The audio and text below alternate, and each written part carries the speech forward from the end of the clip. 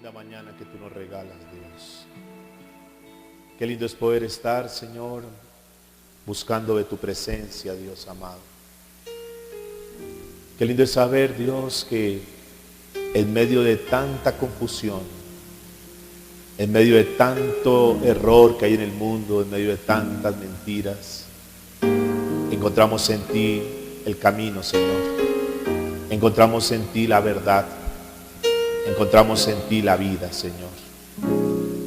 Espíritu Santo, que tú te puedas mover con libertad en esta mañana, Señor. Aquieta, Dios, los aires de este lugar. Quita toda preocupación, todo malestar, toda incomodidad, toda pesadez, todo sueño, todo adormecimiento, Dios. Que tu Espíritu Santo hoy pueda sembrar esa semilla en nuestro corazón, Padre. Bendice la vida de cada una de las personas que tú has traído en esta mañana. Que al salir de este lugar, Dios, podamos salir edificados, Señor. Que podamos seguir siendo cimentados en la verdad de tu palabra, Señor. Háblanos, Dios. Te lo pedimos, Señor, en el nombre de Cristo Jesús de Nazaret. Amén y amén. Mis amados y amadas, muy buen día. Por favor, pónganse cómodos. Sean súper bienvenidos en esta mañana, una mañana muy especial como las que Dios nos permite en cada oportunidad. Hoy continuamos con nuestra serie El Evangelio Verdadero. Esta será nuestra cuarta enseñanza, la cual titulamos Iglesias libertinas, iglesias anarquistas. ¿Será eso lo que Dios quiere? Iglesias que hagan lo que quieran, iglesias que sean anarquistas. Permítame decirles que las cuatro enseñanzas que llevamos con esta, en lo que tiene que ver con la serie del verdadero evangelio, han sido aplicando un principio del estudio bíblico. Y ese principio del estudio bíblico es muy importante que lo sepamos nosotros. Es aquel estudio que dice que para poder edificar un edificio que ha sido mal construido, lo que tenemos que hacer es derribarlo completamente para poder colocar un edificio y levantar un buen edificio. Y eso es lo que la Biblia dice. Dice que derribando todo conocimiento que se levanta en contra de Dios. Infortunadamente, durante muchos años se ha venido sembrando palabra en los corazones de las personas, pero que no tienen conocimiento bíblico. Y las personas hoy en día tienen conceptos, las personas hoy tienen pensamientos, pero que cuando los miramos a la luz de la palabra de Dios están completamente contrarios, porque estamos llevados y regidos por dichos, por refranes, por costumbres, por tradiciones, y nada de esas cosas realmente están soportadas con la palabra de Dios. Y gracias a Dios porque aquí hay personas inteligentes y sabias que traen sus Biblias para que todo lo que se hable esté conforme a la palabra de Dios y ustedes puedan validar si es bíblico o no es bíblico. Una de las cosas en las cuales nos hemos venido preocupando durante muchos años es dar una palabra que siempre tenga un soporte bíblico. Porque entendemos que mientras ustedes y yo tengamos un soporte bíblico, tengamos un conocimiento bíblico, entonces no vamos a permitir ni vamos a ser engañados por cualquier doctrina. Porque hemos aprendido a que todo conocimiento que venga, todo conocimiento que recibamos, tenga un soporte que es la Biblia. Y que si está escrito en la Biblia, entonces nosotros lo validamos como verdadero, pero que si al contrario no está en la Biblia, no tenemos por qué creerlo, no tenemos por qué aceptarlo. Hay un pasaje en la Biblia que se encuentra en el libro de Jueces, capítulo 17, que es parte de lo que vamos a estar trabajando en esta mañana. Jueces, capítulo 17, versículo 6. Y dice la Biblia que en aquellos días no había rey en Israel. Cada uno hacía lo que bien le parecía. Jueces 17, 6. En aquellos días no había rey en Israel. Y como no había rey, como no había autoridad, entonces ¿qué hacía la gente? ¿Qué hacía el pueblo? Cada uno hacía lo que bien le parecía. En otras palabras, este versículo dice que cada quien hacía lo que se le daba la gadarena gana. Cada quien hacía lo que quisiera. Hoy en día existe una filosofía del mundo que dice: nada es verdad, nada es mentira, todo depende del cristal con que se mire. Nada es verdad, nada es mentira, todo depende del cristal con que se mire. ¿Será cierto eso? Recuerden, es una filosofía del mundo. Y esa filosofía del mundo incursionó, infortunadamente hoy ha tocado aún a la iglesia, y es así como hoy en día todo es un relativismo. Eso no es malo, ni es bueno, depende cómo lo mire. Lo que para mí puede ser malo, para el otro puede ser bueno. Lo que para el otro puede ser bueno, para mí puede ser malo. Y eso es lo que se llama un relativismo. Entonces yo puedo hacer lo que quiera, desde que a mí me parezca que esté bien, no importa lo que los demás digan. Aunque los demás digan que lo que estoy haciendo es malo, eso no me importa porque yo me siento bien y yo estoy a gusto con eso. Y es así que ese relativismo entró hoy. Y todo el mundo hoy todo es relativo. Todo es relativo. Entonces cuando se habla del concepto, por ejemplo, del amor, hay 20.000 conceptos del amor. Y si le preguntase a 20.000 personas sobre lo que considera que es el amor, y 20.000 personas le dirían conceptos completamente diferentes. Por eso el relativismo es que hoy existen 20.000 religiones y cada uno tiene su concepto de religión y cada uno sigue la religión que quiera y todo el mundo es libre de escoger la religión que quiera. Por ese relativismo es que existen más de 20.000 dioses, cada quien le pone su fe y su confianza al Dios que quiera.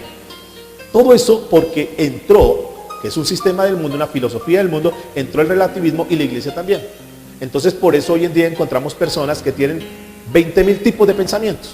Los jóvenes tienen de pensamientos que dicen: pero ¿cómo le ocurre hacer eso? ¿Cómo se le ocurre vestirse de esa manera? ¿Cómo se le ocurre hablar de esa manera? ¿Cómo se le ocurre actuar de esa manera? Y cada quien tiene un concepto diferente. Entonces déjenme hacer lo que quiera. Ese es lo que está aquí. Y ese relativismo entró, y cuando el concepto del amor, por ejemplo, entonces hoy en día se escucha, que es muy fácil decir esto o escuchar esto, un hombre que dice: me enamoré de otro hombre. Antes parecía escandaloso. Antes parecía algo que no cabía en la mente humana. Pero ¿ustedes consideran que hoy en día eso puede ser normal? ¿Se ha visto normal? Claro, es normal. Ver dos hombres tomados de la mano, ver dos hombres en el parque besándose, ver dos hombres que van al altar y se casan, tomándose del concepto que es amor. Desde que nos amemos, ¿qué nos interesa lo que los demás digan? Si tú y yo nos amamos, pues casémonos. ¿Y qué puede interesar? Desde que nos amemos, dos mujeres que se aman y se dice amor, amor, amor entre mujeres. Lesbianismo completo que está pululando por todo lado, mujeres tomadas de la mano, mujeres besándose y una cantidad de cosas, pero es que nos amamos. Y todo porque estamos en un mundo relativo. Déjenme hacer lo que yo quiera, déjenme yo vivo como yo quiera. Y ese, perdónenme la expresión, maldito relativismo es lo que tiene hoy una sociedad completamente destruida, en caos y que no hay pie ni cabeza. Así estaba el pueblo. Todo el mundo hacía lo que bien le parecía. Déjenme, desde que yo me sienta bien, no me interesa. Ahora, cuando uno mira la Biblia, que es el manual de vida que Dios nos dejó a todos, que infortunadamente es el que muchos han dejado a un lado, y por dejar el manual de vida a un lado, entonces se meten en el mundo y hacen lo que quieran. Pero cuando una persona dice: no, yo tengo que tener un orden, como cuando tiene un equipo, un celular o cualquier electrodoméstico, nos lo entregan con un manual del usuario. Dios, cuando nosotros vinimos a esta tierra, y ustedes lo saben, a todos nos entregó un manual del usuario para saber cómo vivir, qué es lo correcto. Y en la Biblia, a diferencia del mundo, porque yo puedo vivir según el sistema del mundo o puedo vivir de acuerdo a la Biblia, en la Biblia no hay relativismo, en la Biblia hay absolutos. Y por eso encontramos que en la Biblia dice que Dios es amor. Pero ¿cuál es el amor que Dios dice? ¿Es un amor que es el mismo amor que tiene el mundo? Porque cuando uno mira la Biblia, encontramos el concepto del amor que en la Biblia, escúcheme, se dice: es que me ama. Y entonces piensan que ese amor al amor de Dios es el mismo, pero es muy diferente, porque el amor de Dios, ¿cómo es? Es puro. Es, ¿qué más? Limpio. ¿Qué más es el amor de Dios? Es sincero. Es muy diferente al amor que el mundo puede decir. Es un amor que es paciente, que todo lo espera. Un amor que no tiene inmoralidad, un amor que no es perverso, un amor que no busca el beneficio del uno. Cuando uno mira el concepto del amor, entonces frente a la Biblia uno dice, es muy diferente al amor del mundo. Porque si ustedes miran el concepto de amor del mundo, es muy diferente. Yo te amo pero te golpeo. Es una cosa que es absolutamente ilógica. Porque si se ama, se respeta, se cuida, se protege. Dice la Biblia que ni siquiera se trata como vaso frágil, pero dice, es que me ama, y la manera como Él me ama, me lo demuestra es golpeándome. O sea, es una irracionalidad completa, que estamos en un mundo que es que a usted le puede mostrar amor dándole detalles o acariciando. A mí Él me lo demuestra golpeándome. ¿Y por qué? Porque es muy relativo, ¿verdad? Cómo se expresa el amor. Pero cuando uno va a la Biblia encuentra cosas que son muy diferentes. Y fíjate que Jesús dice, yo soy el ¿qué? El camino. Noten que Jesús no hay un relativismo. Jesús no dice, yo soy uno de los caminos, yo soy un camino. Jesús dice que Él es ¿qué? El camino. O sea, Él es absoluto. O sea, la Biblia dice que el camino verdadero es ¿quién? Cristo Jesús. No hay otro camino. Pero hoy en el mundo y en las religiones se muestra una cantidad de caminos. Y no importa, porque todos los caminos conducen a Dios. Mentira. Eso es una mentira. Pero la gente se cree eso. Es que todos los caminos conducen a Roma. Pueda que conduzcan a Roma, pero no conducen al cielo. El único camino que conduce al cielo es una persona, y esa persona se llama ¿quién? Jesús. Es que, pues, como ustedes están ahí metidos en eso, ustedes consideran que eso es la verdad, pero afuera hay otros conceptos. Es que la Biblia dice, Jesús dice que Él es el camino, pero que también es ¿qué? La verdad. Noten que no dice Jesús es una de las más verdades o una verdad más de las que hay en el mundo. No se coloca a Jesús como que una verdad. O sea, todas son verdades y yo también soy una verdad. No. La Biblia dice que Jesucristo es ¿qué? La verdad. Razón por la cual, si alguien verdaderamente quiere conocer la verdad, el único camino para conocer la verdad, la única verdad es ¿quién? Cristo Jesús. Y cuando uno conoce a Cristo, cuando uno conoce la palabra de Dios, entonces uno dice, wow, gracias, porque si esto es la verdad, noten esto, si esto es la verdad, todo lo que esté fuera de acá es ¿qué? Mentira. Si yo tengo que obedecer algo, digo, entonces la vida se nos hace fácil. Lo que pasa es que la enredamos nosotros. La vida se hace fácil. Entonces, ¿cómo quiero tener una vida agradable a los ojos de Dios? Pues obedezco lo que está acá, porque ya lo estuvimos estudiando. Es la palabra de Dios. Y si está escrito aquí en la Biblia, es la verdad. Y yo no me voy a equivocar. Escúchame eso, ninguna persona que se atreva a creer a lo que está en la palabra de Dios nunca va a quedar fracasado. Nunca va a quedar derrotado. Nunca va a encontrar vergüenza en su vida. Pero todo el que pasa por momentos difíciles es porque se ha apartado de la palabra de Dios. Ahora, la gran pregunta para hacer es, ¿consideran que en la iglesia hay relativismo? ¿En la iglesia cristiana existe el relativismo? Claro, entonces para unas iglesias el concepto de sanidad es una cosa, de santidad es una cosa, para los otros es otro concepto, y cada quien tiene sus conceptos. E infortunadamente la iglesia del Señor también está hoy en una anarquía completa, cada quien haciendo lo que le parece. Hay un libertinaje completo y cada pastor coloca sus cosas y el otro pone sus otras cosas, y el otro trae un modelo de acá, el otro trae un modelo de Europa, el otro un americano, el otro un nacional, y entonces cada uno hace una mezcolanza, y hoy en día las iglesias están en una completa anarquía. Un día Jesús le preguntó a sus discípulos, porque la gente comenzó a decir, no, es que Jesús es esto, el otro, y le preguntó, dice, ¿qué dice la gente que soy yo? Le preguntó. Entonces los discípulos comenzaron a decir, unos dicen que tú eres un profeta, el otro dice, no, es que tú eres Elías, el otro quiere no sé qué, y él dice, bueno, ¿y ustedes quién dicen que soy yo? Porque a Jesús le interesa lo que diga su iglesia, el concepto que tengan de Jesús. Y Pedro le dijo, ¿tú eres quién? El Cristo, el Hijo del Dios vivo. Entonces es importante entender esto, mis amados, que para Jesús es esto de saber quién es Cristo, quién es la iglesia, qué es la iglesia, nos ayuda a entender para dónde vamos nosotros. Vamos a ver una historia donde nos muestra en el pueblo de Dios lo que es una anarquía total, una confusión total. En el libro de Jueces que estamos mirando, vamos a ir desde el contexto, capítulo 17, versículo 1. Cuando uno mira el concepto de anarquía, hoy en día hay símbolos de la anarquía, ¿no? Los jóvenes tienden a ser anarquistas. ¿Cómo se sabe eso? Pues obvio por su comportamiento. Hoy en día los tatuajes, cuando hay una A, eso es un símbolo de anarquismo. Cuando está el símbolo yankee, eso es ese símbolo de anarquismo. Cuando está una cruz partida y encerrada en un círculo, ¿sí la has visto?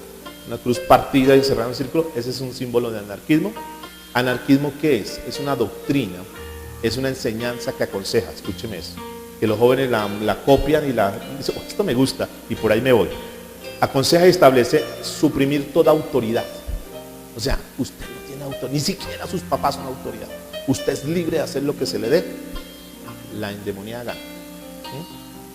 Entonces, suprime toda autoridad y defiende la libertad absoluta del individuo y le permite hacer lo que a él le parezca.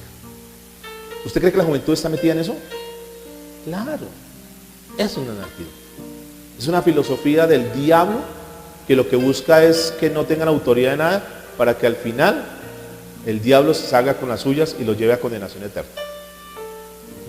Porque no aprendieron, entonces no respetan a los papás, no respetan la autoridad, no respetan a los jefes, no respetan a la policía, no respetan el tránsito, hacen lo que se les da la gana y terminarán mal, porque no tienen ninguna ley.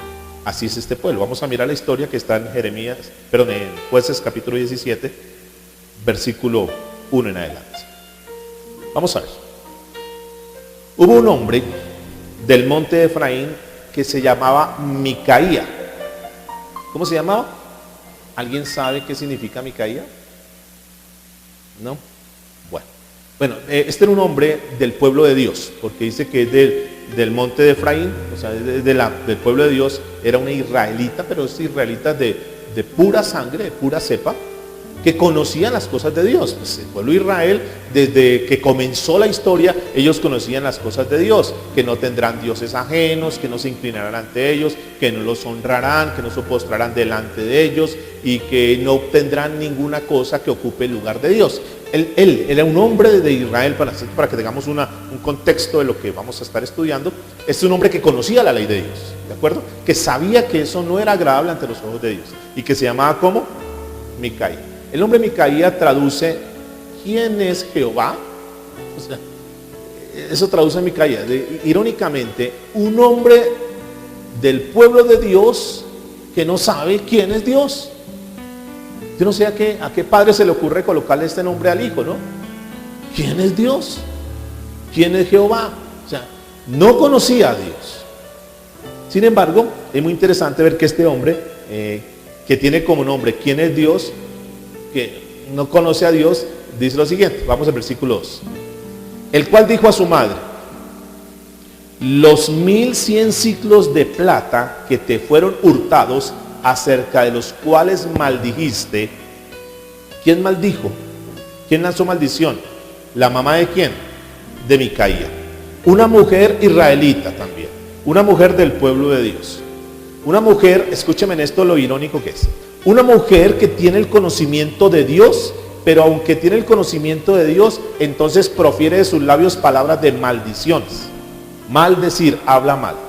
Esta mujer parece que estaba en su casa y de repente va a mirar en la caja donde tenía su dinero y resulta que le han robado los 1100 ciclos de plata. Y como le robaron el dinero, esta mujer, ¿qué fue lo primero que comenzó a hacer? A maldecir. Que le vaya mal, que se muera, comenzó a decir una cantidad de maldiciones y maldiciones y maldiciones sobre aquella persona que le había robado el dinero. Primer error. Si nosotros somos hijos de Dios, nuestros labios tenemos que cuidarlos. Nuestros labios, por más autoridad, por más cristiano o cristiana que sea, no tiene la autoridad para maldecir, decir mal. Recuerde que nuestros labios, dice la Biblia, que nuestros labios, de un solo manantial no puede brotar agua dulce y agua ¿qué? Salada. Y esta mujer, que era aparentemente del pueblo del Dios, estaba maldiciendo. A veces las personas sueltan palabras, maldicen, escriben y hacen una cantidad de cosas contra los demás pensando que no suceda. Es que yo soy así, es que yo sí soy frentero, es que yo soy frente, yo les digo las cosas como son. Y entonces insultan y dicen, no respetan a los padres, no respetan a las autoridades, no respetan a nadie y piensan que, le dije ya, para que sepa que es que yo sí le digo la verdad. Pero desconocen lo que dice la palabra de Dios. Y la palabra de Dios en 1 Corintios capítulo 6, versículo 10, dice, o sea, no lo digo yo, es que el pastor, no, dice la Biblia que es la autoridad, que es el manual de vida. 1 Corintios capítulo 6, versículo 10, dice, ni los ladrones, ¿ni quiénes? Ni los ladrones, ni los ávaros, ni los borrachos, ni los ¿qué? ¿Qué dice en su Biblia? Ni los maldicientes, ni los estafadores, ¿qué dice la Biblia? Heredarán ¿qué? El reino de Dios, se van para el infierno, punto. Serán condenados en el infierno. Los ladrones, los ávaros, los borrachos y también incluye aquí los maldicientes. Así que dígale que está a su lado, ten cuidado con tus palabras. Y esta señora era del pueblo de Dios, pero una maldiciente.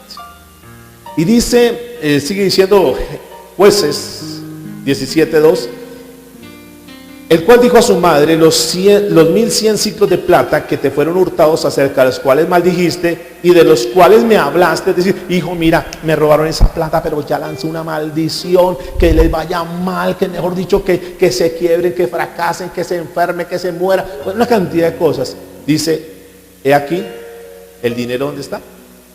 Está en mi poder, yo lo tomé. ¡Wow! ¿Quién había tomado el dinero? Su propio hijo robándole a la madre. El colmo, ¿no? El colmo. La que le da de comer, la que la sustenta, la que está ahí pendiente de sus necesidades, la que está mirando si le falta algo para comprar, la que lo crió, la que veló por él o por ella, y al final termina robándole a su propia madre. Pero este muchacho, entonces dice, cada vez que escuchaba a la mamá maldecir, que le vaya mal, que se quiebre, que se muera, ya me lo está mandando a mí. Yo soy el, o sea, lo que mamá, porque ¿cuántos saben que los padres tienen autoridad sobre los hijos? Y que todo lo que uno le diga a los hijos es autoridad. Y él escuchando cuando la mamá renegaba, maldecía, decía, todo eso me está cayendo a mí. Todas esas maldiciones van a venir sobre mí, hasta que un día no se aguantó más, dijo, mamá, por favor, ya no maldiga más. Esa plata, ese dinero que se te perdió, yo lo tomé. Entonces, ¿sobre quién cae la maldición? Todo lo que dijo sobre quién era la maldición. Pero mire lo que dice la Biblia. Entonces la madre dijo, ¿qué dijo? Bendito seas de Jehová, hijo mío.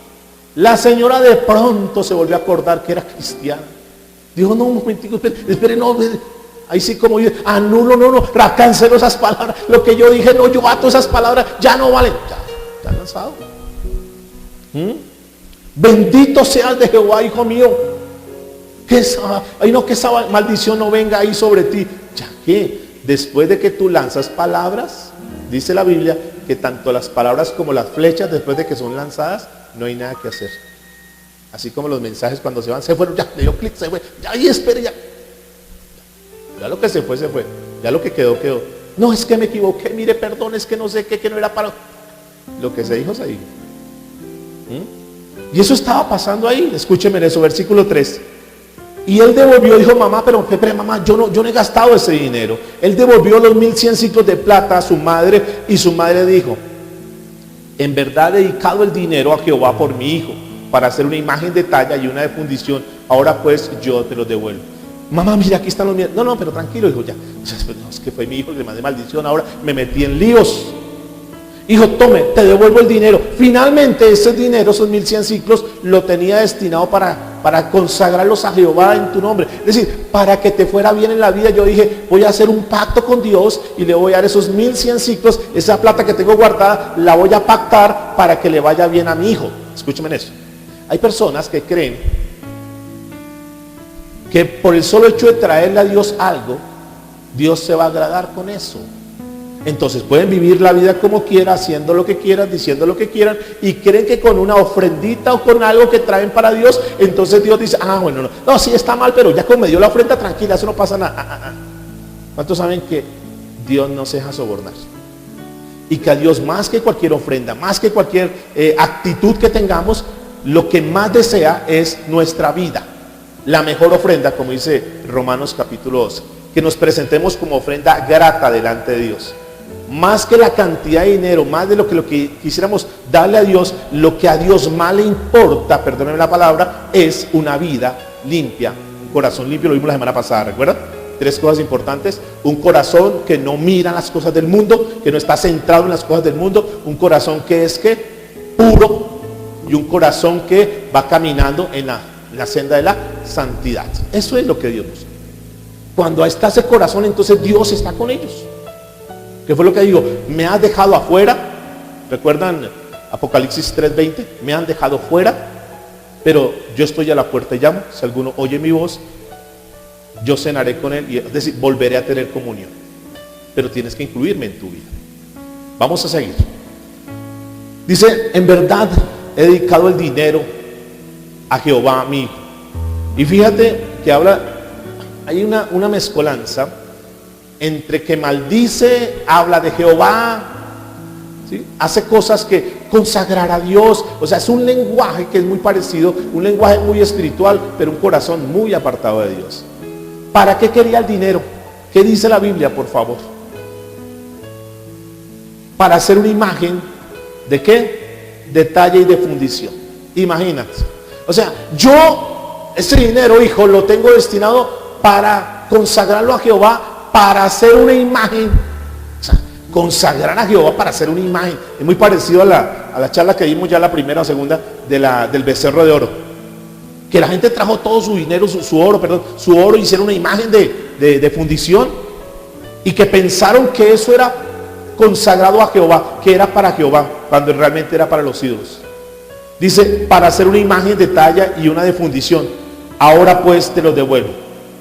Entonces toma el dinero, no, es tuyo, no, sí, pero es para ti, y una cantidad de cosas, hay una confusión completa. Versículo 4.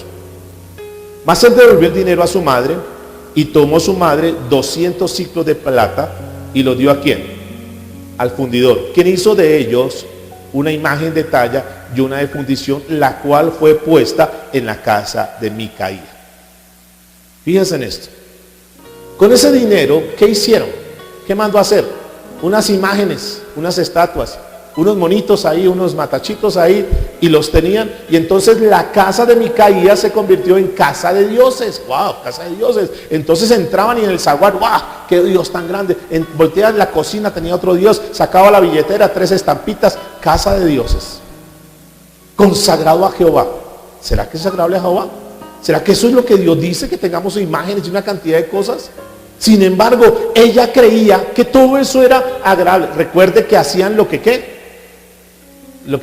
hacer, lo que se les daba la gana.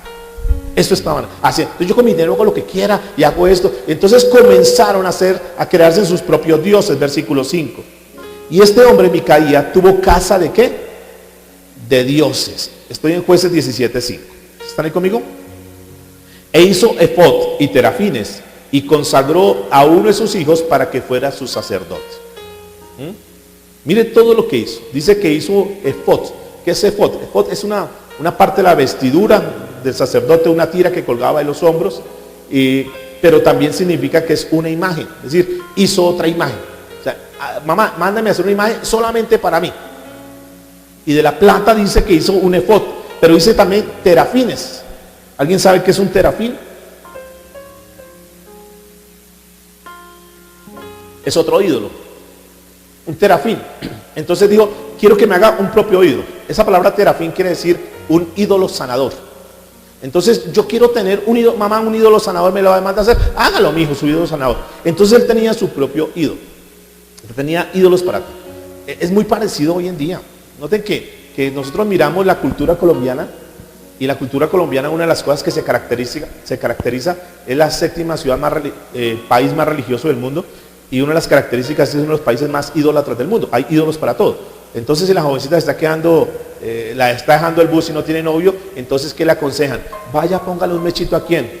A San Antonio y párelo de cabeza y verá que se casa. Ídolo para el que está solo. Si el cultivo no le da, entonces vaya, préndale un mechito ¿a quién? A San Isidro Labrador. Que quite el agua y ponga el sol. Y así, sí, entonces para cada necesidad hay un ídolo. Así estaba haciendo. Entonces llegó el momento en que este hombre llamado ¿qué? Micaía. ¿Qué es Micaía? ¿Qué significa Micaía? ¿Quién es Jehová? ¿Quién es Dios? Este Micaía tenía ídolos por todas. Wow, ya, o sea, estoy creando mi propia religión, una religión del corazón de él, mi propia religión. Ya tengo los ídolos, pero falta algo más. ¿Falta qué? El sacerdote del ídolo. Entonces llamó a sus hijos, bueno, el primero que llegue, una carrera, el primero que llegue lo voy a nombrar sacerdote. Y ya llegó, listo, llegó de primera. A partir de ahora tú vas a ser mi sacerdote. Entonces fíjese lo que estaba pasando acá, haciendo lo que quería. De cuando acá uno puede nombrar sacerdotes porque sí, pastores porque sí, pero infortunadamente eso es lo que hoy está pasando. Entonces llega a la ciudad el fulano tal, el apostolitis tal, y dice, voy a reunir los pastores de acá, de la ciudad, y entonces por la autoridad que me ha sido impuesta, a partir de ahora, pastor fulano de tal, te voy a nombrar apóstol. Y usted va a ser apóstol, y usted va a ser no sé qué, y usted va a hacer tal cosa. Y así como digo, estamos en un tiempo de anarquismo, donde se hace con la iglesia lo que quiera, y así estaba pasando acá. Dice, y consagró a uno de sus hijos para que fuese su sacerdote. Dijo, wow, ya tengo el traje, ya tengo mis idolitos, ahora tengo que sacerdote. Y él estaba creando eso, hacía lo que le parecía, versículo 6. Y en aquellos días, con el que comenzamos, no había rey de Israel, cada quien hacía lo que bien le parecía. Entonces de pronto alguien se acercaba y le decía, oye, Micaías, pero usted ¿por qué está haciendo eso? Ah, porque yo quiero, punto. Pero ¿cómo así que usted nombró a su hijo sacerdote? ¿Cómo lo va a nombrar sacerdote si no es del linaje? No importa, yo quiero nombrarlo sacerdote. ¿Y usted cómo va a convertir esto? Mire una cantidad de ídolos. Usted sabe que eso delante de Jehová no es verdad. No lo podemos hacer, eso es abominación, eso es pecado delante de Dios. ¿Por qué lo está haciendo? Ah, porque yo quiero. Y yo hago lo que yo quiera. Además es mi plata. Con mi plata hago lo que yo quiera. ¿Sí se dice así o no? Esos son los refranes muy comunes. Yo compro lo que quiera, yo voy donde yo quiera. Es mi plata, yo me visto como quiera, es mi plata, yo lo compré con... Hacían lo que bien les parecía, lo que ellos consideraban. Dice que no había rey de Israel, cada uno hacía lo que quería. Lo que quería, versículo 7. Escuchen esto. Había un joven de Belén de Judá. ¿Un joven de dónde? De Belén de Judá. ¿Qué era Belén de Judá? ¿Quiénes estaban allá? ¿Quiénes vivían allá? El pueblo de Dios, la tribu de Judá. ¿Quién era la tribu de Judá? Recuerda que ya estuvimos mencionando que el Señor le dijo a Moisés, reparte procesiones, tierras, todo, pero a una tribu no le va a dar nada. Que la tribu de Judá, que eran los ¿qué? Los levitas. Ellos no van a tener nada. Ellos, la única misión en esta tierra es que ellos van a vivir sirviéndome. Y como ellos me sirven, yo me encargaré de ser su sustento, ser su heredad. Y entonces dice la Biblia, había un joven de Belén, de esa tierra, de la tribu de Judá, el cual era levita. Pero mire lo que dice, levita y forastero allí. Belén, ¿qué significa Belén? ¿Alguien sabe qué significa Belén? Belén significa casa de pan, casa de alimento. No solamente de pan vivirá el hombre, sino de toda palabra que sale de la boca de Dios. Casa de pan. Una pregunta casual. ¿Quién nació en Belén? Bien. Y este venía de allá, de la casa del pan. Y la palabra Judá, ¿qué quiere decir? Judá quiere decir alabanza. Es decir, un joven que estaba en la casa de Dios, del pueblo de Dios, alimentado con el pan de Dios, que tenía como función, porque es levita, tenía como función servirle a Dios, y lo único que tenía que hacer era alabar a Dios. Esa era la función. Sin embargo, él tenía esa función en Judá, y sin embargo le dice que era forastero. O sea, no sabía para dónde iba. No tenía norte, o sea, perdió su norte. Se salió de las cosas de Dios, se apartó de las cosas de Dios, se aburrió de las cosas de Dios. Es que eso es harto. Vivir solamente del pan de Dios. Solamente alabar a Dios. Solamente buscar a Dios. Me voy a buscar aventura. Voy a ir al mundo a ver qué me ofrece. Voy a ir a salir a buscar. ¿Cuál? Cantantes de hoy en día, que esté lo mismo. Me voy a ver quién me paga más. Y me llaman, hay unos que me llaman, pastor, es que queremos ir a la iglesia a bendecir la iglesia con nuestro grupo, es que queremos no sé qué, pero eso no es gratis, porque yo sé que al final le voy a decir, ¿cuánto cobra? No, pastor, pues usted verá que no. Y así estaba, escúchenme, porque todos comienzan así, qué bueno el ministerio, sí, para la gloria de Dios, para la gloria de Dios. Después comienzan a cobrar y después comienzan a que eso se volvió un negocio para ellos. Y este joven estaba ahí, el cual era ese levita y forastero. ¿Qué estaba haciendo este levita y forastero? ¿Qué estaba? ¿Por qué estaba de forastero? Porque perdió su norte. Versículo 8. Este hombre partió de la ciudad de Belén de Judá, es decir, de la tierra donde Dios había dicho, donde hay pan de Dios. Se cansó del pan de Dios, se cansó de las cosas de Dios, se cansó de obedecer a Dios. Es que ya eso me tiene como cansado, quiero buscar algo diferente. Dice, para ir a donde pudiera encontrar lugar. Quiero ir a otro lugar, quiero experimentar otras cosas. Y llegando en su camino al monte de Efraín, en el monte de Efraín, vino a casa de ¿quién? ¡Qué casualidad! Un forastero, un que no sabe para dónde va, se encontró con otro que estaba más desubicado que él, que tenía, ya creo que era Micaías, tenía sus ídolos, tenía su sacerdote. Y qué casualidad que llegó allá. ¿Será casualidad? No. Es decir, un anarquista, no quiero nada más de Dios, me cansé de todo esto de Dios, voy a buscar otras tierras, con otro que dice yo quiero hacer lo que yo quiera, y se juntan. ¿Es casualidad? No. Hay un refrán que dice que me Dios los hace y que ellos se juntan. Las vacas, ¿con quién se juntan? Con otras vacas. Los toros, ¿con quién se juntan? Con otros toros, ¿verdad? Las cebras, ¿con quién se juntan? Los ratones, ¿con quién se juntan? Con otro ratón, ¿verdad? Se buscan. Aquí, ¿qué estaba pasando? Un anarquista, yo quiero ser libre, buscando a otro que dice, yo también quiero tener una religión libre, yo quiero hacer mi propia religión, y se encuentran. Vamos a ver qué pasa. Escuchen bien. Versículo 9. Vino a casa de Micaía. Micaía le dijo, ¿de dónde vienes? Y el levita le respondió, soy de Belén de Judá y voy a vivir, ¿a dónde? Donde pueda encontrar lugar. Donde pueda encontrar lugar. Es decir, vine, quise hacer algo. No sé si de pronto usted me da la oportunidad. Es que me cansé ya, yo quiero sentir como cosas bonitas, como que ya yo no sentía ya como que la presencia de Dios, y quiero buscar algo, quiero tener como una nueva experiencia, como que me toquen y que yo me caiga al piso, porque quiero algo diferente. O sea, ya esto se volvió como que solo hablar de Dios y de Dios. Yo me cansé de estar allá y quiero buscar algo diferente. Como que algo que sea como más vivo, como que sea más emocional, como que verdaderamente sienta una adrenalina espiritual. Estoy buscando eso. Versículo 10. Entonces Micaía le dijo, quédate en mi casa y serás para mí ¿qué? Y serás para mí padre y sacerdote, y yo te daré 10 ciclos de plata por año, vestidos y comida. Y el levita, ¿qué hizo? No, se quedó. Mírele, quédate en mi casa. O sea, creo que llegó al lugar correcto. Y serás mi padre. Además de eso, ¿qué será? Sacerdote. O sea, digo, este tipo, mire, es del prototipo de las personas que dice, ay, qué bendición, Dios me abrió puertas. Pregunto, ¿Dios le abrió puertas? Pero la gente piensa eso. La gente piensa que puede hacer lo que quiera y que reciben algo y es Dios. ¿Será que es Dios el que lo está bendiciendo? ¿Será Dios el que le está abriendo la puerta? ¿Será Dios el que lo llevó allá? ¿Será que la Biblia dice que él oró y Dios lo llevó y otro estaba orando tan espiritual y Dios lo... No. Porque es una de las grandes confusiones hoy en día en lo que es el anarquismo y en lo que es la libertad, en que todo lo que reciben piensa que es de Dios.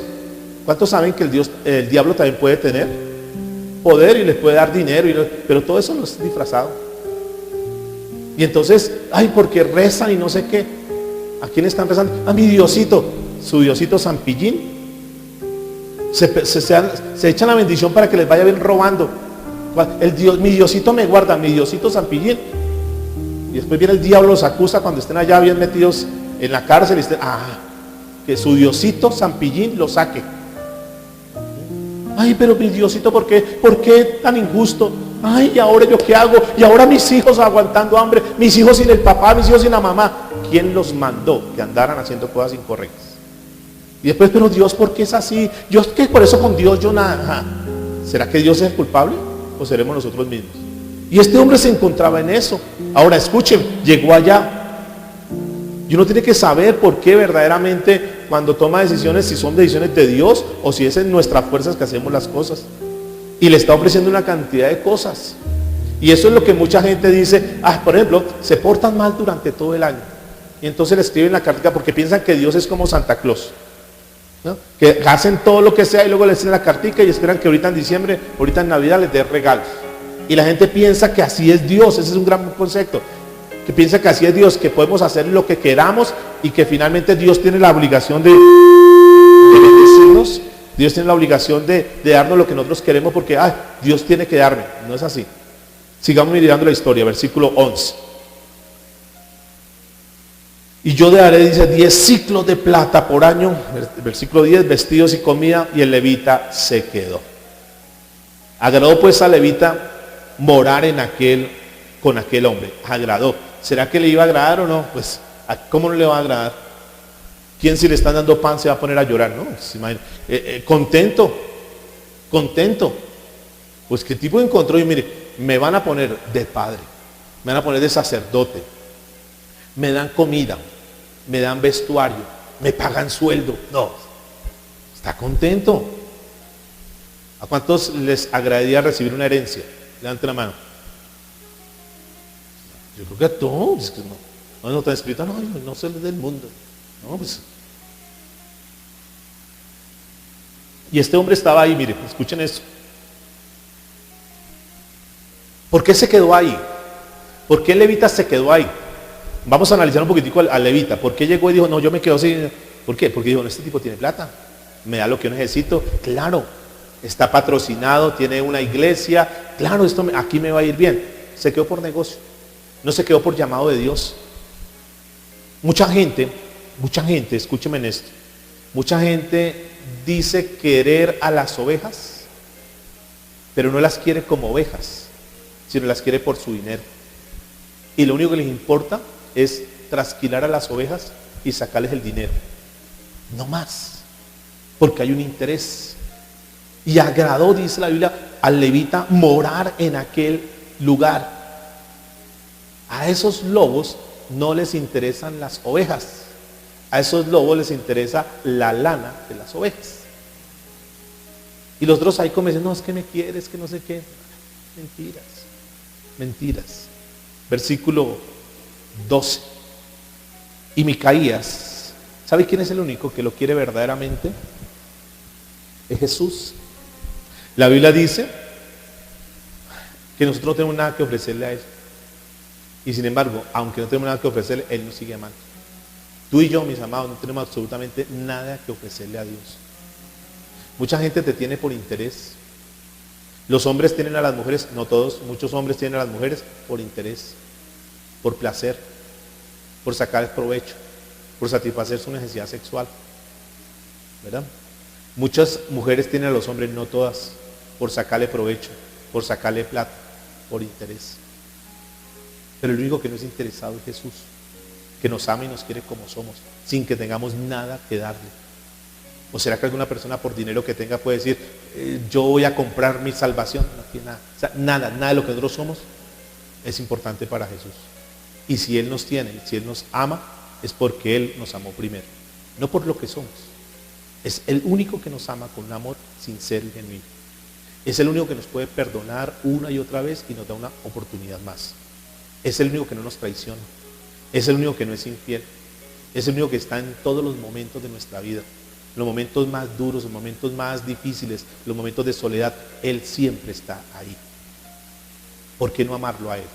Si Él es el único que verdaderamente vale la pena.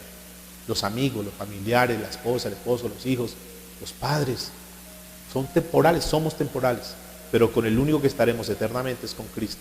¿Por qué no buscarlo de corazón y asegurar de estar con Él toda la vida? ¿No les parece? Sigamos en la historia. Versículo 12, jueces 17. Micaía consagró al levita, lo consagró.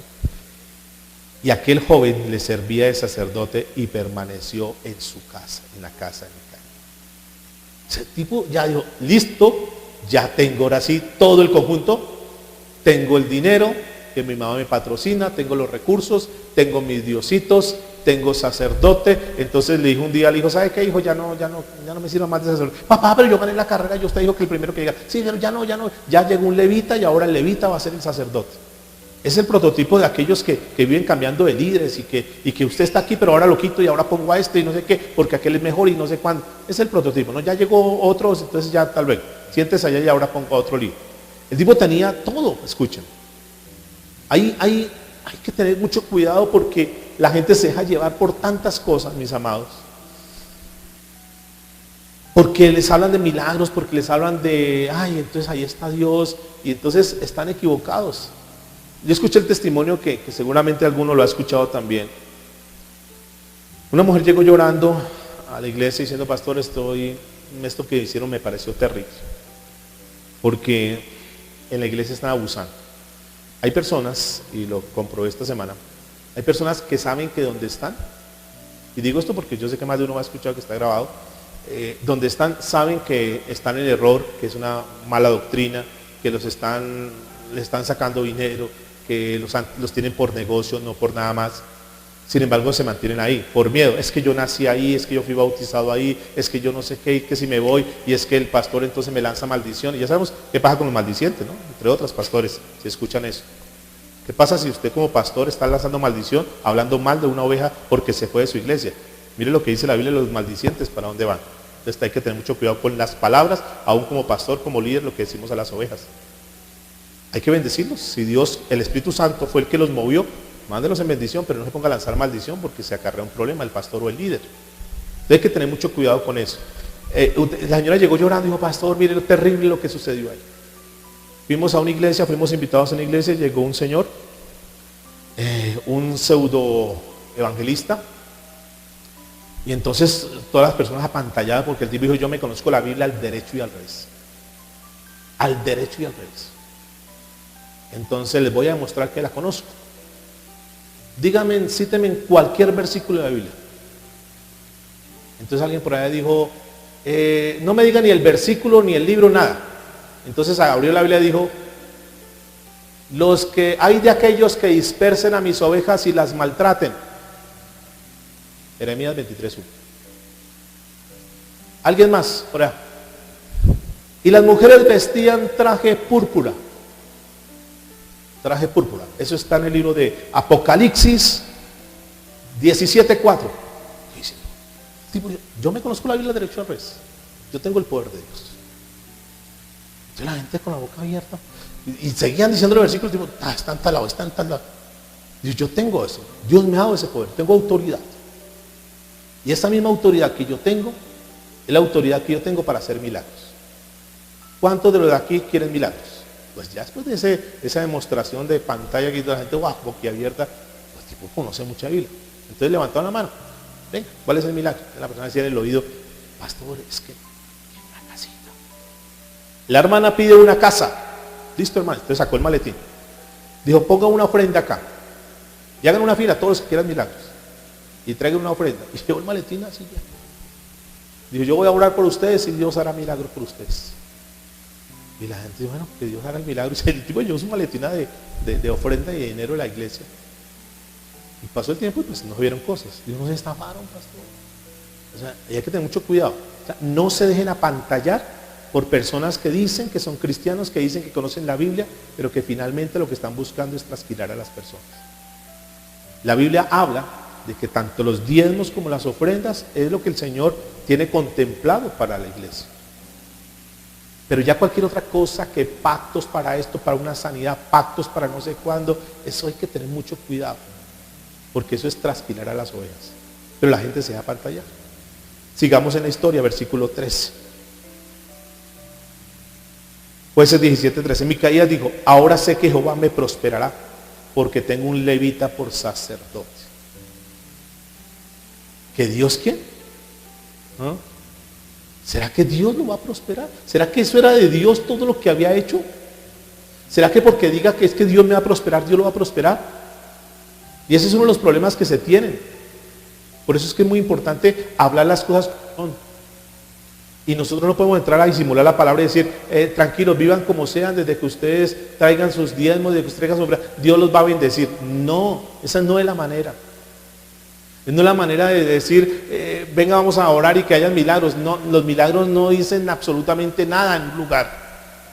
Es que allá sí está Dios porque oraron por mí y me sané. ¿De qué sirve que tú estés sana si tienes pecado y te vas a morir y te trajera condenación? Entonces es mejor que limpiemos nuestra vida, y esa es una de las cosas que estaban pasando acá. Estaba sucediendo esto. Mire, vamos a mirar en el Efesios capítulo 4, versículo 11.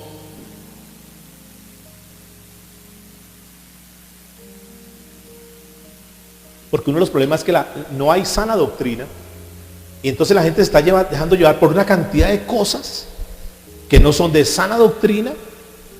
Este hombre decía, ya tengo todo, yo sé que Dios me prospera, yo sé que Dios está conmigo, pero con ídolos, con mentiras, con robo y una cantidad de cosas, y creía que Dios estaba con él. Efesios 4:11, lo vimos la semana pasada, dice, y él mismo constituyó a unos ¿qué?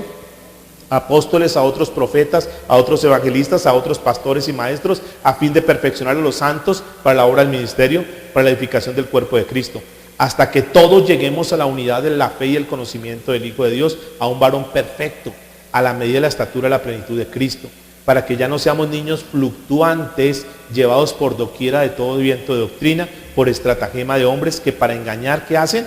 Emplean ¿con qué? Con astucia, ¿qué? Las artimañas del error. Dice que para que no sean niños fluctuantes. La función del pastor es entregar una palabra para que ustedes puedan tener un conocimiento y que no se dejen engañar. Niños fluctuantes. ¿Qué es eso de niños fluctuantes?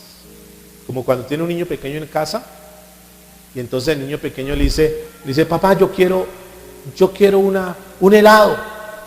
Y entonces le hace el berrinche, yo quiero helado.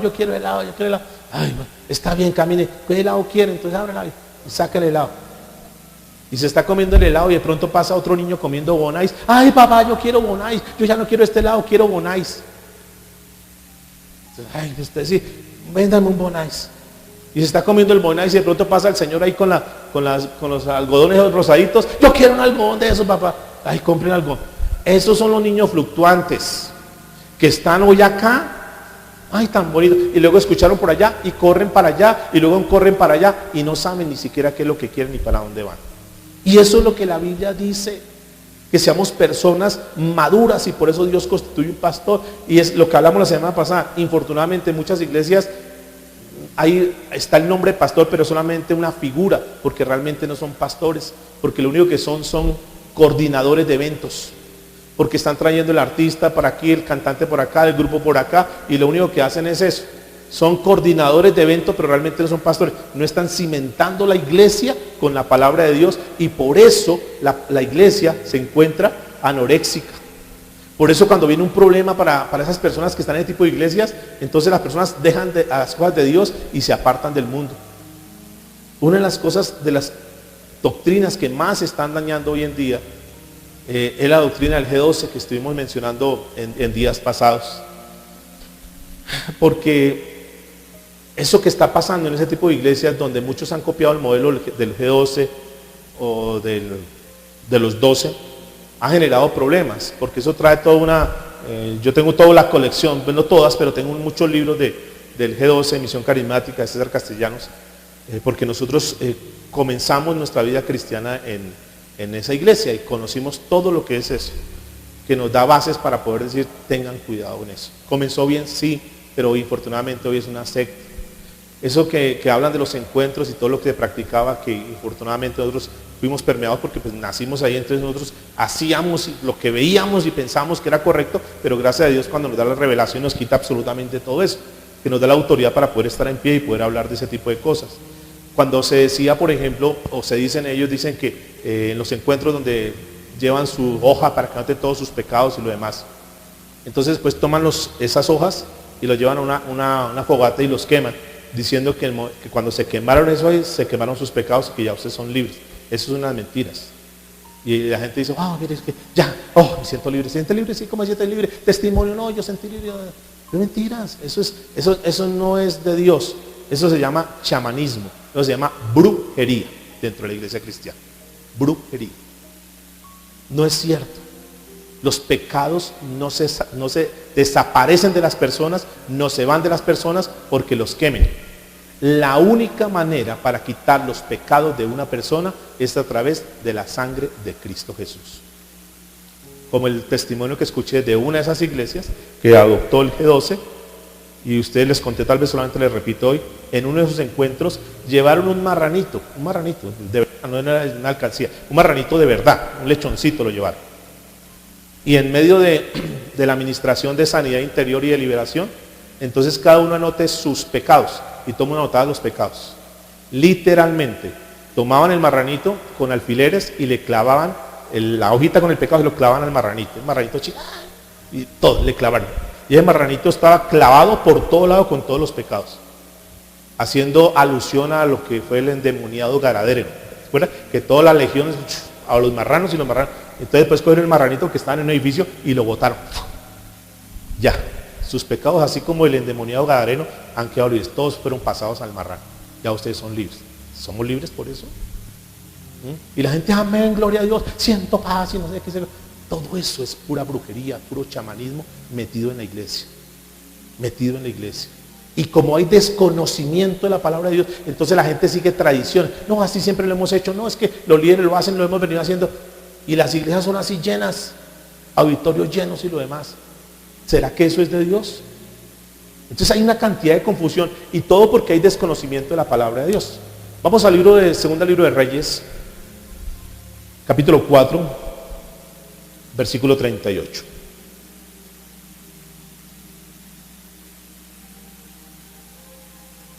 Y entonces muchos dicen, no, eso es relativo, porque el que quiera creer por fe que los pecados fueron quemados, y eso no es cuento de relativismo ni nada de eso.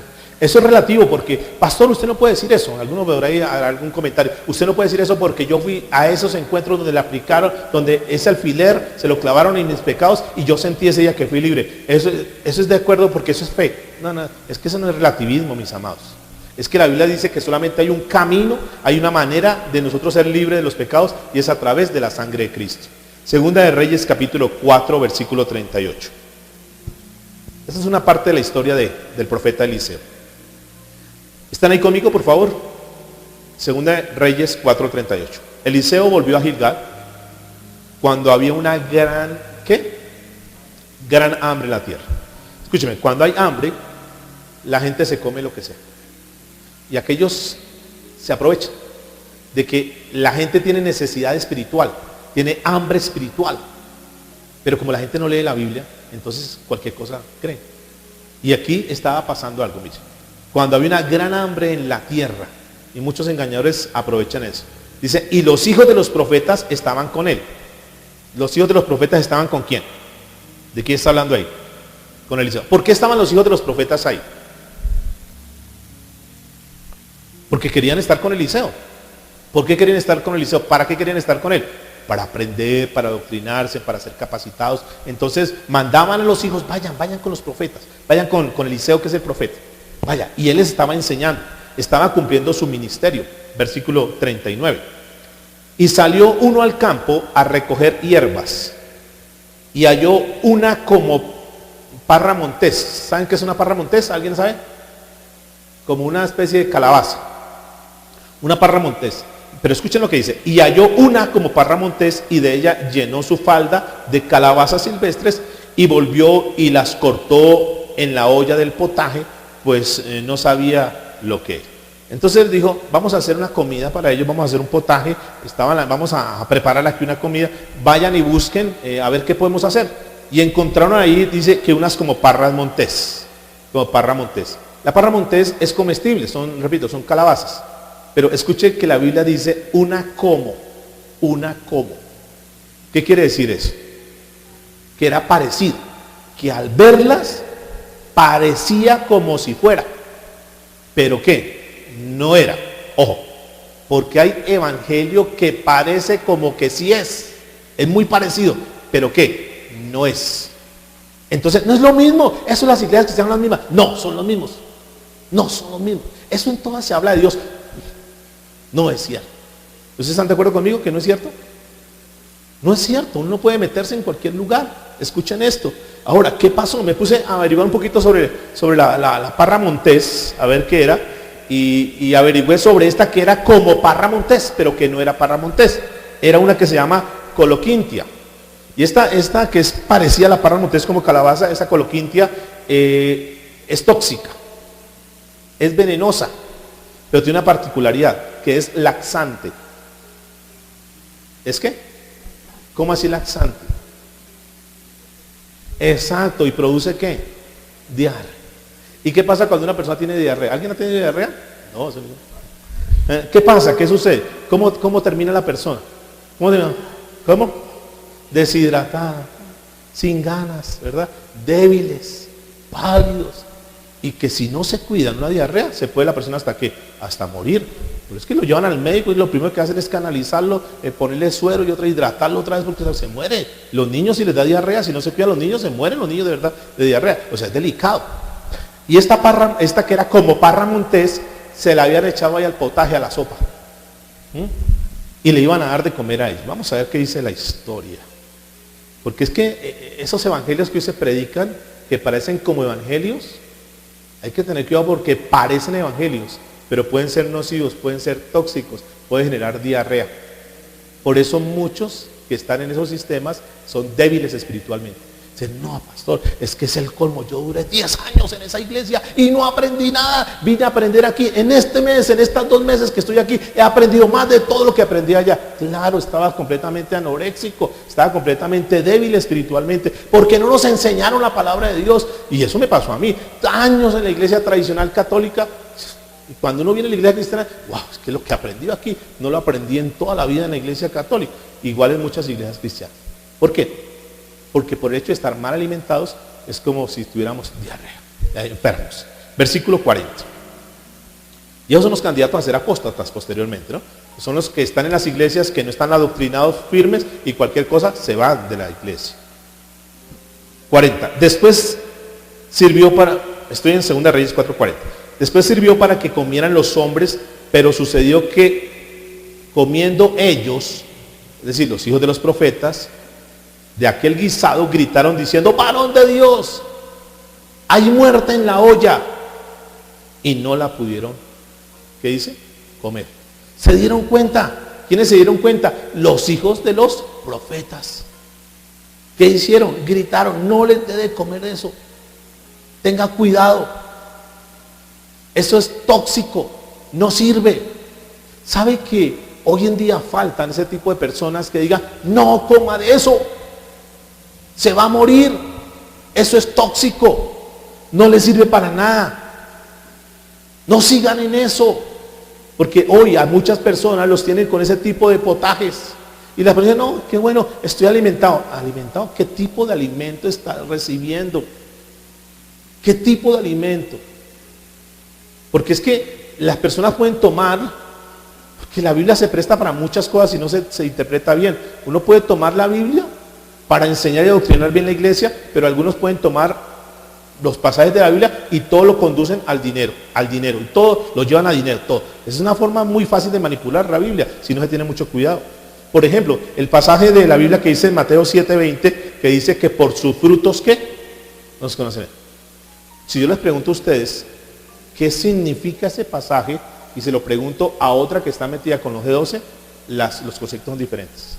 Si yo les pregunto a ustedes, cuando la Biblia dice, Mateo 7:20, por su fruto los conoceréis, ¿qué significa eso? ¿A qué fruto hace referencia? ¿Ustedes qué me dicen? Escuchen bien. Por sus frutos los conoceréis. ¿Qué significa eso? ¿Cuáles frutos?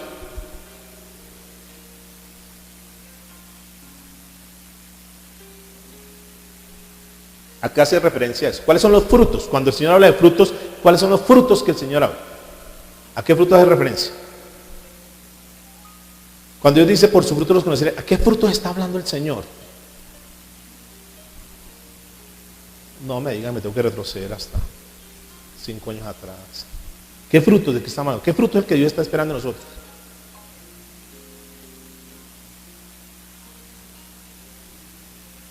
En conclusión, ¿qué es? Los cambios en mi vida. Cuando Dios habla de los frutos, del fruto que el Señor espera es cambios en mi vida. Y lo tocamos el día miércoles. Frutos en mi vida, que yo sé, que ya esté cambiado, que si yo gritaba ya no grite, que si yo decía malas palabras no diga malas palabras, que si yo robaba ya no robo. Esos son los frutos, ¿verdad? El fruto que Dios espera. O sea, vidas transformadas a través de ¿qué? De la palabra de Dios. La palabra vino a mi vida y me cambió. Es para nosotros. Pero si le preguntamos a uno que está en G12, este pasaje, ¿qué quiere decir? Los frutos. ¿A qué hace referencia? Mis 12, mis 144, mis 1728, mis 20.326. Ese es el fruto. Entonces, de acuerdo a mi fruto, me conocen. Como tengo mucho fruto, soy grande para Dios. ¿El concepto es el mismo? ¿El texto es el mismo? Sí es el mismo texto, pero la interpretación es diferente. ¿Notan? Que de acuerdo a la doctrina que tengamos, entonces, digo yo ejemplo, uno de palabra de vida frente a uno del G12 de la misión carismática, los paran acá al frente y explíquenos este pasaje. El uno que tiene una doctrina dice, para mí es un cambio en mi vida, ese es el fruto que Dios espera. El otro que ha sido doctrinado en multiplicación, en crecimiento, entonces dice, no, se está equivocado, ese 2.12. Muéstrame su fruto, a ver cuántos discípulos tiene, muéstrame a ver cuántas células tiene, No, pues usted no tiene fruto. Yo sí le puedo mostrar, mire mis 12, ¿Entiende? La interpretación de eso. Y ahí es donde hay que tener mucho cuidado, porque si no tenemos un conocimiento bíblico, por eso muchas veces digo, en el original dice esto, en el hebreo dice esto, porque es que entre más lleguemos al original, menos vamos a tener que equivocarnos. Por ejemplo, les pongo esa cita porque en uno de los libros del G12 dice, hablando de esos frutos, escuche textualmente, lo tomé aquí para comentarles a ustedes. La escritura dice que por sus frutos los conoceréis. Y esta es una frase cuyo significado de compromiso con la extensión del evangelio ha sido completamente comprendida por los fundadores del G12, los pastores de la misión carismática con sede en Colombia. Ellos dicen, nosotros entendimos eso, que la mejor manera que Dios conozca a la iglesia es por los frutos, y por eso decidimos tener mucho fruto para ser agradables ante los ojos de Dios. Y para ellos el fruto es, somos una de las iglesias, si no es la iglesia más grande en Colombia, porque damos fruto. Pero ¿será que se está refiriendo a eso? Y cuando uno se pone a analizar el texto, si vamos más profundo de Mateo 7:20, si uno mira a qué hace referencia del versículo 15 para abajo, está hablando de los falsos profetas. Tengan cuidado con los falsos profetas, porque por sus frutos los va a conocer. No está hablando ni de multiplicación ni nada, está hablando de la vida de la persona, de los profetas, para que tengan mucho cuidado. No está hablando de multiplicación. Dice, guardaos de los falsos profetas del versículo 15, guardaos de los falsos profetas que vienen a vosotros con vestido de oveja, pero por dentro son lobos rapaces. Por su fruto los conoceréis. ¿Acaso se recogen uvas de los espinos o higos de los abrojos? Así todo buen árbol da buen fruto, pero el árbol malo da fruto malo. No puede el árbol bueno dar mal fruto, ni el árbol malo dar buen fruto. Todo aquel que no da buen fruto, ¿qué dice la Biblia? Es cortado y echado en el fuego, así que por su fruto los conoceréis. Y esos son los temas que dice, mire lo que dice la Biblia, que si usted no tiene sus 12, si usted no tiene sus 144, dice la Biblia, que será cortado y echado en el fuego. ¡Wow! Entonces a correr a buscar gente y digamos, entonces ¿para qué? Para que yo sea para que yo dé buen fruto. ¿A eso hace referencia la Biblia? No, está hablando que si no tiene cambios en su vida, que si tú no tienes un comportamiento diferente, que si tú sigues viviendo en tu pecado y estás dando mal fruto como persona, como ser, que si tú verdaderamente no estás viviendo la palabra de Dios, un día vas a ser cortado y vas a ser echado en el fuego. ¿A eso hace referencia a qué? Cuando dice ser echado en el fuego, ¿a qué hace referencia? Es una analogía que está ahí. Pero ¿a qué hace alusión? Que se va a condenar, que se va para el infierno. Si no tiene una vida cambiada, una vida... Y entonces, por eso es que miren lo que les voy a decir que es muy delicado. Las personas pueden terminar en una iglesia diciendo, yo soy el super líder porque mire todo eso, y cuando yo esté en la presencia de Dios, Dios va a decir, wow, mis respetos, qué líder tan impresionante, todas las almas que ganó, espectacular, siga. ¿Y sabe Dios qué le va a decir? Apartados de mí, hacedores de maldad. No, pero si yo tengo buen fruto, ¿cuál es su buen fruto? Usted sigue siendo un pervertido, usted sigue siendo un mentiroso, usted sigue siendo un ladrón. Pero mire toda la gente que tengo y a mí me enseñaron que eso era dar buen fruto y me iba para el cielo. No, no, no, no. El fruto que yo refería, un cambio en su vida. ¿De qué sirvió toda la palabra que recibió? ¿De qué sirvió todo el consejo que recibió? Si su vida siguió siendo igual. Qué pena, cortado y echado al fuego. Y la gente termina aquí en la tierra convencidos que son los grandes líderes y aquel día van a tener grandes sorpresas por una mala interpretación de la Biblia y una mala enseñanza, una mala doctrina. ¿Me hago entender? Por eso es que hay que tener mucho cuidado. Por eso no todas las iglesias son las mismas. Por eso uno tiene que saber a dónde está. Y ese es un ejemplo de la mala interpretación. Volvamos a 2 de Reyes, capítulo 4, versículo 41. Recuerde que lo último que dijeron es, los hijos de los profetas, tengan cuidado con ese potaje. Está envenenado, es tóxico, no coman de eso. Versículo 41. Él entonces dijo, ¿él es quién? Perfecto. ¿Qué dijo? Y la esparció en la olla y dijo, da de comer a la gente. Y no hubo más mal en la olla. ¿Qué significa esto? Aquí Eliseo en estos versículos tipifica al pastor, al líder, al maestro de la Biblia, de cualquier parte del mundo, que con su palabra, con la palabra que está dando a la iglesia, está ocasionando sanidad en el corazón de las personas. Conoceréis la verdad y la verdad nos hará ¿qué? Libres. Y eso fue lo que hizo acá. Porque usó la palabra. Ese es el prototipo de la persona que usa la palabra. La gente dice, uy, gracias porque me quitó esa confusión. Les dije la semana pasada que uno de los pastores de la misión carismática en Miami, años atrás, terminó suicidándose porque no cumplió con las metas que fue impuesto. Dijo, no, yo no puedo, me están pidiendo y yo no puedo. Se sacó, terminó presionado y se mató el hombre. Versículo 42, vino entonces un hombre, ¿de dónde? Baal Salisa, el cual trajo al varón de Dios. ¿Qué trajo? Panes de primicia. ¿Cuántos panes? 20 panes de cebada y trigo nuevo en su espiga. Y él dijo, da a la gente para que coma. Uno lee todo esto y dice, pero ¿qué significado puede tener? Mucho significado. ¿Qué hizo? Llegó un hombre de Dios. Dijo, yo veo que usted está aquí como capacitando a los líderes y está aquí y veo un potaje, pero usted sabe que el potaje sin pan no sirve de nada. Voy a traer mis primicias, miren, vengo a traerles pan de cebada para que coman con el potaje. Parece que era costumbre de ellos, ¿no? Comía entonces ese guisado con el potaje. Entonces, ¿qué hizo este hombre? Trajo y lo dio. Ahora, uno podría mirar, porque es que esto es importante. Uno podría mirar en esos tiempos, uno hace la comparación de la Biblia con los tiempos de hoy, como nos falta mucho. Él podría haber dicho, uy, listo, llegó el pan. Entonces, bueno, el potaje se lo damos nosotros, pero el panecito sí tiene que pagarlo. Así que traigan la ofrenda para el pan. Él que dijo, ese pan que me trajeron, déselo a ellos. Pero hoy no es así. Hoy usted escucha cosas como estas, porque la escuché. Dios me ha dado una revelación. ¿Cuántos quieren conocer la revelación que me dio Dios? Entonces, listo. En la próxima convención que vamos a tener, va a ser dada a conocer esa revelación. Así que todos están invitados. Pero esa convención, la entrada no es gratis. Esa convención no es gratis. Para, entre comillas, dar a conocer la revelación que Dios le dio al hombre de Dios. Pero hay que pagar. A uno mira en la Biblia y dice, lo que recibió de gracia, lo que este hombre trajo de gracia, vea, esta es la primicia, esto es para Dios, para que lo vea la gente, él tomó de repartir a la gente. O sea, enseñanza, lo que recibimos de gracia, tenemos que ¿qué? Darlo de gracia. Pero hoy en día no. Hoy en día se aprovecha cualquier cosita para una vez cobrar. Y la gente que no lee la palabra, que no está metida con las cosas de Dios, va y paga, la revelación. Y esto, mire, si hay, perdón, no tendría que decirlo, pero como pastor no tendría que decirle, pero no porque lo voy a callar a ustedes eso. Si hay uno de los negocios más grandes que existan hoy en día, digo negocio, desde el siglo XX y siglo XXI, se llama el G12. Es impresionante la cantidad de dinero que reciben ellos con su modelo del G12. y cómo traen adeptos a los diferentes pastores y iglesias para que estén ahí, porque genera mucho dinero.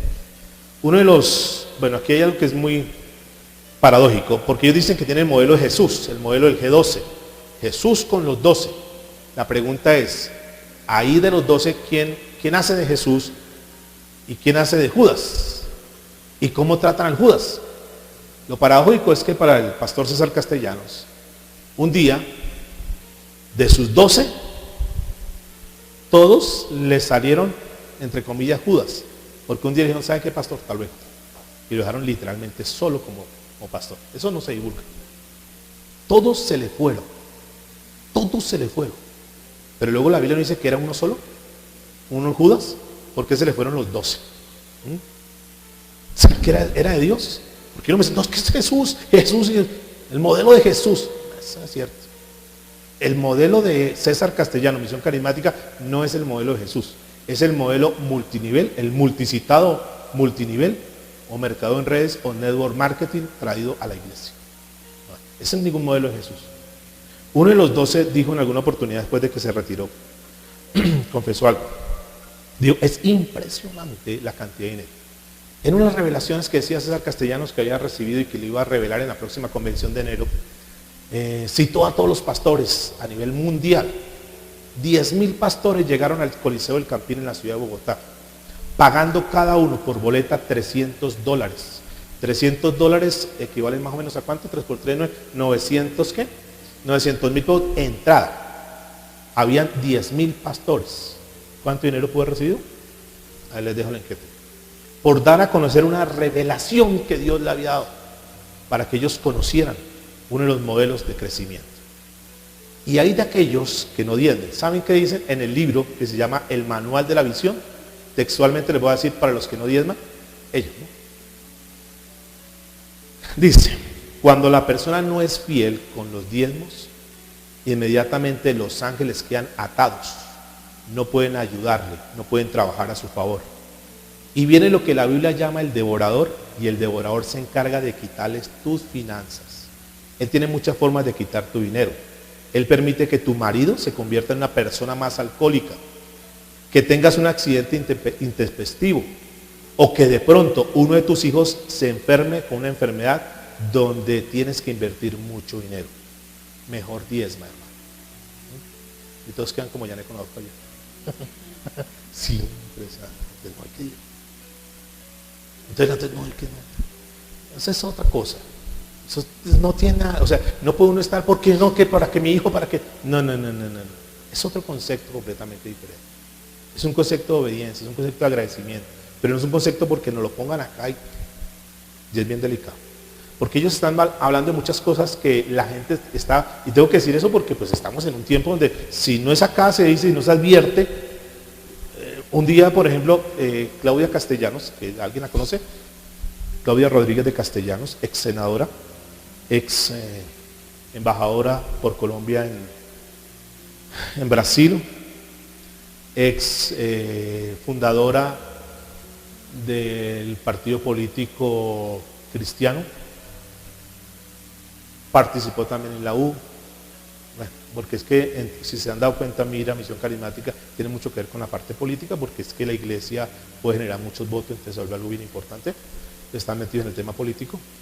Un día dijo, recibí una revelación, fui a Jordán, allá donde se bautizó el Señor Jesús, dice ella, y tuve una experiencia.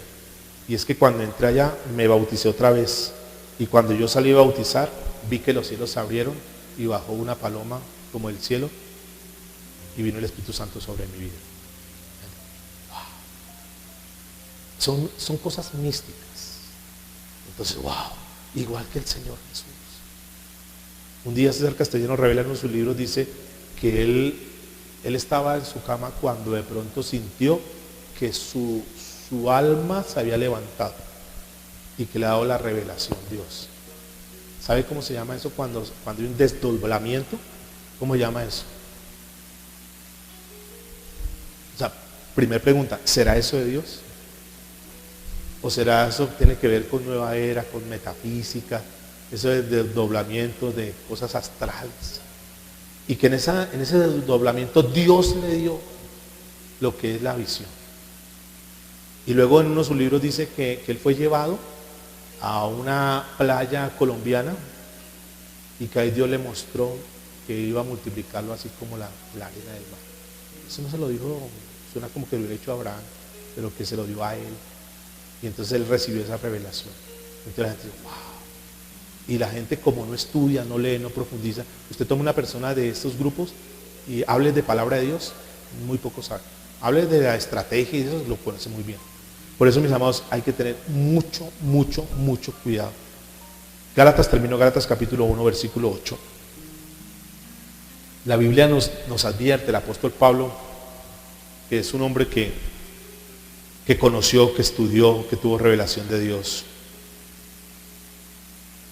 Dios va, al final, en los últimos tiempos, va a sacar una cantidad de cosas a la luz.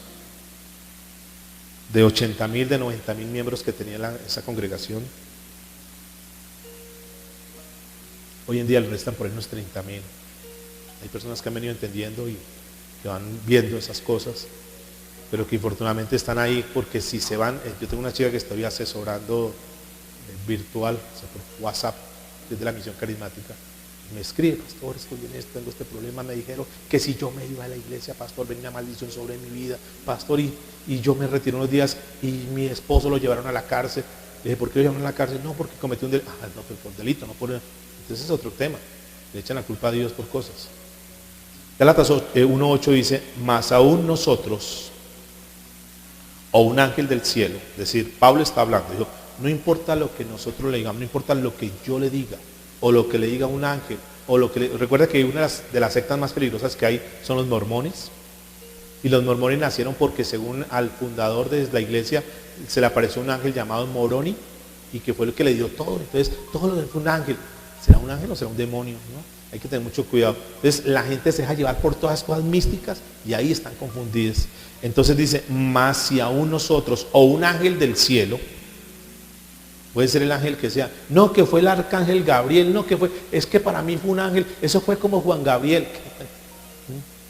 No, la gente se deja llevar por misticismo, me habló, me dijo. Os anunciaré otro evangelio diferente del que os hemos anunciado, dice la Biblia, sea anatema. ¿Qué es la palabra anatema? La palabra anatema que dice aquí la Biblia es sea maldito por Dios.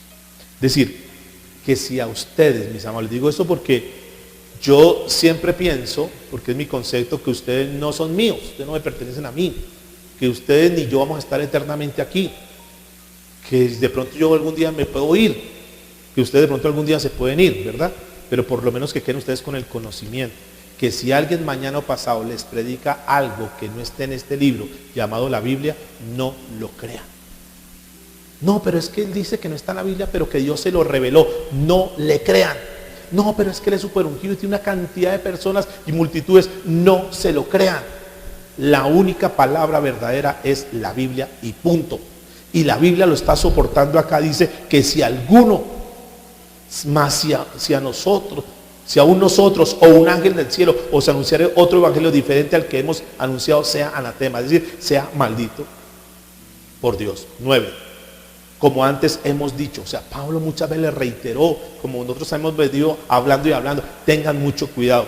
Si alguno os predica diferente evangelio del que habéis recibido, sea ¿qué? Anatema, sea anatema. Tengan mucho cuidado. Por eso les digo, validen siempre. Por eso les digo, traigan sus Biblias, resalten sus Biblias, tomen apuntes para que ustedes puedan validar lo que yo les digo con la palabra de Dios. Si está en la palabra de Dios, lo creen. Si no está en la palabra de Dios, por favor, no tienen la obligación de creer. Lo diga quien lo diga, inclusive yo. ¿De acuerdo? Cierra tus ojitos, vamos a orar.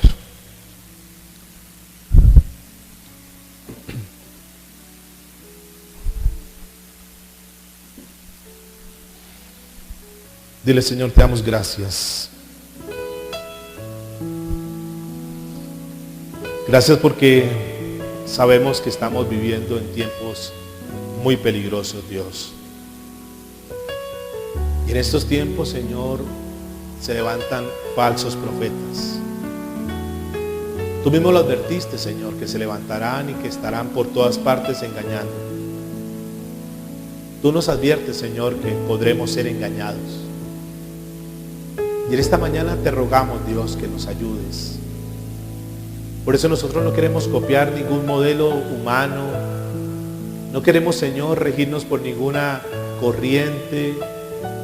Queremos que sea tu Espíritu Santo quien nos guíe, Dios. Porque todos esos sistemas que aparentemente hoy se ven como muy de éxito, muy de resultados, sabemos que si no son tuyos, Señor, tarde que temprano van a caer, Dios.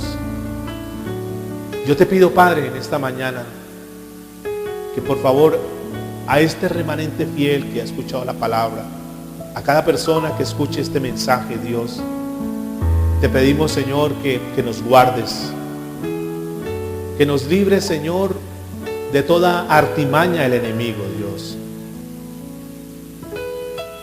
Por favor, Señor, abre nuestros ojos espirituales, que sepamos discernir si esa comida, Señor, que parece evangelio, es evangelio. Que nosotros podamos, Señor, comer y discernir lo que viene de parte tuya, Señor. Porque al igual que pasó en esa historia que tú nos cuentas del profeta Eliseo, Señor, si no hubiese sido por el profeta, muchos hubiesen muerto. Dios, guárdanos en este tiempo, Señor. Que no venga a nuestra vida una enfermedad, Señor, espiritual por causa de las falsas doctrinas que terminen debilitándonos, Señor. Y como consecuencia tal vez muchos de fallecer en el camino, Dios, porque no tuvieron una buena doctrina. Señor, aprovechamos este momento para orar por aquellos que en este momento están oprimidos, aquellos que están metidos en ese tipo de sistemas, Dios, donde les están exigiendo resultados, porque si no dan los resultados esperados, los presionan de tal manera, Señor, que hasta los hacen sentir inútiles. Aunque a tus ojos, Señor, son siervos tuyos, son perlas de gran precio, pero para los ojos humanos, Señor, por no dar los resultados numéricos, para ellos son inútiles, Dios. Oramos, Señor, por aquellos pastores que son sinceros, pero que no tienen el conocimiento, pero que no han podido, Señor, escuchar una palabra que los ayude a tomar una decisión seria de lo que están haciendo. Que sencillamente se están dejando llevar por maravillas, por resultados, por crecimientos explosivos que multiplicará sus iglesias en menos de 2 años, pero que nada de esas cosas, Señor, tienen soporte bíblico, Dios. Señor, porque si eso fuera tuyo, tú lo hubieras dejado en la palabra, lo hubieras dejado revelado, Señor.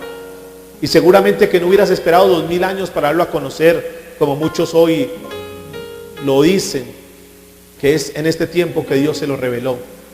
Pero nosotros creemos, Señor, que toda revelación ya fue escrita y que todo lo que tú hubieses tenido que decirnos, nos lo dijiste a través de tu palabra, Señor.